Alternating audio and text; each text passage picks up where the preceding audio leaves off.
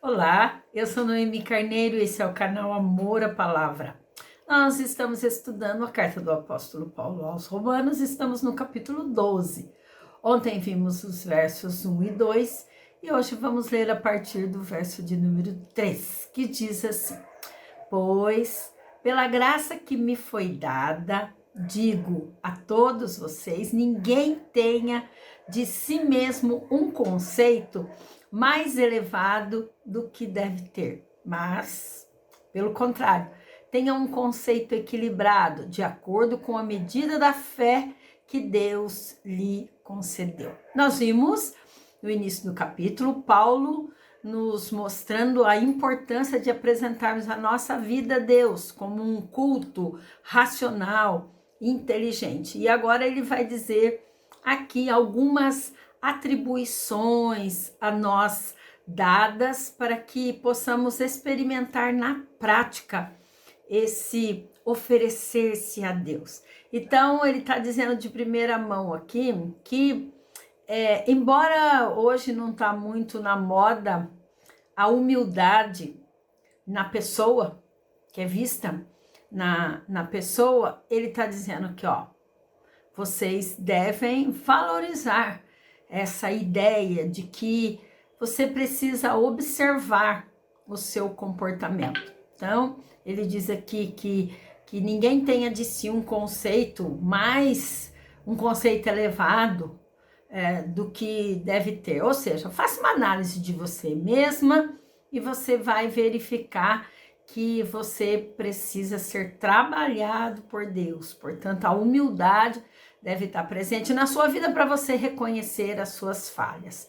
E continua dizendo que Deus deu para cada cristão um ou mais dons espirituais que podem ser usados e devem ser usados no serviço da igreja, na contribuição para o crescimento do reino. O verso 4 diz: assim como cada um de nós tem um corpo com muitos membros e esses membros não exercem todos a mesma função. Então, como em um corpo temos muitos membros, essa figura do corpo ela é vista lá na carta do apóstolo Paulo aos Coríntios, na primeira carta aos Coríntios, capítulo 12, a partir do verso 12, você pode conferir a respeito disso que o apóstolo Paulo está falando com mais precisão. O verso 5 diz assim: assim também em Cristo nós, que somos muitos, formamos um corpo e cada membro está ligado a todos os outros. Explicando que todos os cristãos vivem coletivamente, cada um desenvolvendo a sua função, como o corpo tem a cabeça, tem as mãos, tem os pés, cada um tem uma função diferente. A igreja é assim também. Somos muitos, temos diferentes dons, mas todos os cristãos coletivamente formam um corpo, mas a unidade desse corpo, ela é sustentada pela relação com Cristo. Então, quando a cabeça é Cristo, que comanda todo o corpo. Então, vistos individualmente, eles têm entre si o mesmo tipo de relação que os diferentes membros e órgãos do corpo, do nosso corpo, pé, mão, tem, tá bom? E o verso 6 diz: temos diferentes dons de acordo com a graça que nos foi dada. Se alguém tem o dom de profetizar, use-o na proporção da sua fé. É uma referência, ele está falando de dons aqui, aquelas habilidades que Deus dá a cada um. Você tem um dom, eu tenho um dom, precisamos descobrir o dom que Deus nos deu. Todos têm. Alguns guardam esse dom e nunca usa no serviço do Senhor. E é uma palavra muito importante para você, ao seu coração. Verifique aí, faça, digamos assim, uma revisão na sua vida e veja que você tem um dom que pode ser utilizado para edificar os membros do corpo de Cristo. Você tem e deve desenvolver esse dom que você recebeu. E ele está citando aqui um dom que é o dom da profecia. Essa palavra aqui é usada como uma referência aos dons espirituais que envolvem anunciar a palavra de Deus. Aqueles que anunciam a palavra de Deus, Paulo está dizendo aqui que tem o dom da profecia. Profecia significa falar a respeito da vontade de Deus manifesta nas Escrituras. Verso 7 diz: se o seu dom é servir, sirva. Se é ensinar, ensine. Se é dar ânimo para as pessoas, que você faça assim. Se é contribuir, que contribua generosamente. Se é exercer liderança, que exerça com zelo. Se é mostrar misericórdia, que faça com alegria. Então ele vai falar de ministério, ou seja, de serviço. Esse é um dom que está em contraste com os outros dons relacionados, né? Aquele que nós falamos de profetizar, de falar, de anunciar. Então a Bíblia cita dons relacionados com a pregação. Ele fala profecia, ensino, encorajamento, palavra de sabedoria, palavra de conhecimento. Viram quantas coisas aqui nesse versículo? Além disso, são nomeados depois mais 7 dons que nós vamos ver: o dom de socorro, o dom de misericórdia, o dom de fé, o dom de discernimento, o dom de liderança, o dom de administração, de mordomia. Então, você deve fazer uma análise desses dons e verificar qual é aquele que Deus deu para você. Nunca diga eu não tenho dons. Tem, porque Deus distribuiu para a sua igreja. Verso 9 diz assim: o amor deve ser sincero. Odeiem o que é mal, apeguem-se ao que é bom. Vai fazer exortações agora a respeito dos relacionamentos. O amor cristão não é de forma alguma uma emoção, mas uma ação. Diz: aborrecei o mal. O cristão precisa e deve dedicar-se à aparência do mal. Verso 10 ele diz: dediquem-se uns aos outros com amor fraternal e prefiram dar honra aos outros mais do que a si próprio. A Bíblia, ela nos apresenta uma forma muito elevada de amor, que ela é representada pelo termo grego ágape. Ágape é o amor de Jesus, que é o amor sacrificial. Esse termo, ele demonstra exatamente isso, o amor que é sacrificial. Ele diz respeito a um ato de vontade por meio do qual uma pessoa busca aquilo que é melhor, não para ela, mas para a outra pessoa. Ele diz aqui uma fala interessante, que nós devemos ele diz assim, ó: preferindo-vos em honra uns aos outros. A maior prova da verdade dessa mensagem do evangelho e desse amor de Jesus é que os cristãos precisam demonstrar amor uns pelos outros. E Cristo é o maior modelo de amor sacrificial. O versículo 11 diz: nunca lhes falte o zelo. Sejam fervorosos no espírito e sirvam ao Senhor. Vagarosos no cuidado, digamos. O cristão não deve oferecer o seu serviço com indiferença, com preguiça, achando que trabalhar para o Senhor, achando que ir à igreja, participar, é uma coisa tão difícil de fazer. Eu sou esperto para 1000 coisas. Mas quando se trata das coisas do reino, eu sou vagaroso, preguiçoso. Então o apóstolo Paulo está advertindo, ele diz aqui, e ele encoraja os cristãos para que sirvam com alegria, avidamente, com seriedade, tendo desejo de participar das coisas de Deus. Verso 12 ele diz: alegrem-se na esperança. Sejam pacientes na tribulação. O momento de dificuldade da vida, de luta, é para ter paciência. A tribulação vai passar, mas ela precisa da sua paciência. E ele diz: persevere na oração. Tem muita gente que desiste logo de cara. Ora, não vem a resposta que ele quer ele desiste da oração e daquela causa. Não. Ore, persevere na oração. O cristão precisa orar. E Paulo sempre está falando, ore sem cessar. Está dizendo certamente que você precisa se alegrar na esperança, exercer essa paciência, né? Ter condições de suportar, digamos assim, as provas quando você passar pela tribulação. O verso 13, ele diz assim, compartilhe o que vocês têm com os santos em suas necessidades.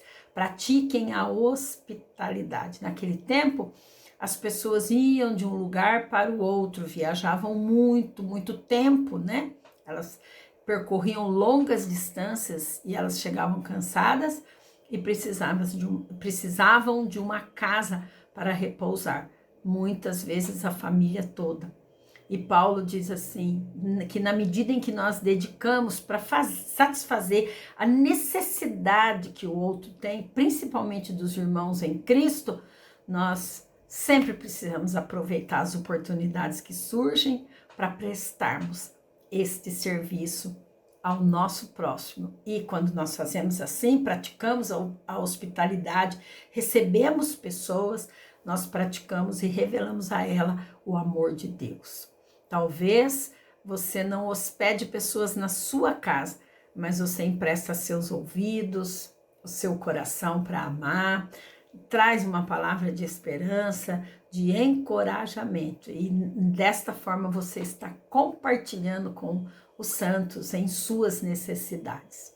O verso 14 diz, abençoem aquele que os persegue. Abençoe e não amaldiçoem. Ele está dizendo aqui que deve-se respeitar as pessoas, falar bem a respeito de alguém ou elogiar. Preferir isso do que preferir o contrário disso. Verso 15 ele diz, alegrem-se com os que se alegram e chorem com os que choram. De coisa difícil, né? Até chorar é fácil, mas alegrar com as pessoas que se alegram é um pouco mais difícil, né? Quando uma parte do corpo de Cristo, por exemplo, sofre, os outros devem sofrer também, né? Porque somos membros uns dos outros, e quando eles se alegram, devemos nos alegrar também. Na verdade, o cristão, ele não pode, de jeito nenhum, ficar indiferente aos sofrimentos dos seus irmãos e nem indiferente às alegrias deles. Verso 16. Tenham uma mesma atitude uns para com os outros. Não sejam orgulhosos, mas estejam dispostos a associar-se com pessoas de posição inferior. Não sejam sóbrios aos seus próprios olhos. Sede unânimes, então. É uma orientação para que os cristãos mantenham a harmonia entre as pessoas. Não se considerar superior, arrogante, achando que é o bom. Não. Deve se associar com pessoas de todas as classes, mais importantes, menos importantes, e não preferir uma à outra. O verso 17 diz, não retribuam ninguém mal por mal. Procurem fazer o que é correto aos olhos de todos. Paulo está advertindo o cristão, eles não deveriam se concentrar no mal praticado pelos outros, e também buscando uma forma de vingança. Não, ao contrário, eles devem focar a atenção naquilo que é bom, colocando, né, a sua atenção, agindo com essa forma que ele fala aqui de encorajamento. Sempre deve preferir o lado bom, olhar o que tem de bom nisso, não olhar só o lado mal, com esse pessimismo, né? E não retribuir. Olha, ele está dando aqui uma dica, digamos assim, da felicidade, porque quando você retribui o mal com o mal, fica tudo empatado. Mas quando você retribui o mal com o bem, você faz aquilo que é correto aos olhos de Deus. E como é bom agradar a Deus. Ele honra aqueles que o agradam. O verso 18 diz, ó, façam todo o possível para viver em paz com todos. Já viram que tem pessoas que fazem tudo para viver em guerra? Tudo é motivo para contenda e discussão. Ele diz, não, faz o possível, viva em paz. O cristão, a coisa que ele mais deseja no coração deveria ser uma vontade enorme de viver uma vida de paz, promover a paz. Mas, às vezes, a paz não depende da gente, né? É por isso que Paulo limita esse mandamento, dizendo, ó, se for possível. Então, se depender de você, meu querido, minha querida, tenha paz. Tenha paz na sua casa, tenha paz no seu trabalho, tenha paz, distribua paz. Seja da paz, não seja da contenda, não seja da guerra. Se depender de você, ó, tudo zerado. Verso 19, amados, nunca procurem vingar-se, mas deixem com Deus a ira, pois como está escrito, minha é a vingança, eu retribuirei, diz o Senhor. O cristão não deve buscar vingança pessoal, mas deve deixar que Deus promova a punição devida à iniquidade daquela pessoa. Verso 20, ele diz, pelo contrário, se teu inimigo tiver fome, dá-lhe de comer, se tiver sede, dá-lhe de beber. Fazendo isso, você amontoará brasas vivas na cabeça dele. E o verso 21, que é lindo, não se deixem vencer pelo mal, mas vençam o mal com o bem. Liberto dessa necessidade de vingar-se, o cristão pode exercer misericórdia, mesmo em favor dos seus inimigos. E assim, temos belas orientações do apóstolo Paulo. Temos que reconhecer que a prática de todas essas coisas traz esperança para a nossa vida e traz esperança para que o mundo seja melhor. Que mundo é esse melhor? É um mundo com menos vingança e mais perdão. Fale aí no seu coração. Menos vingança e mais perdão. Contudo, mais que mérito, né? Essa prática, ela se concretiza a partir da graça de Deus em nós, atuando em conjunto com o esforço humano, para que a Igreja de Cristo se fortaleça. Deus abençoe sua vida com essa palavra.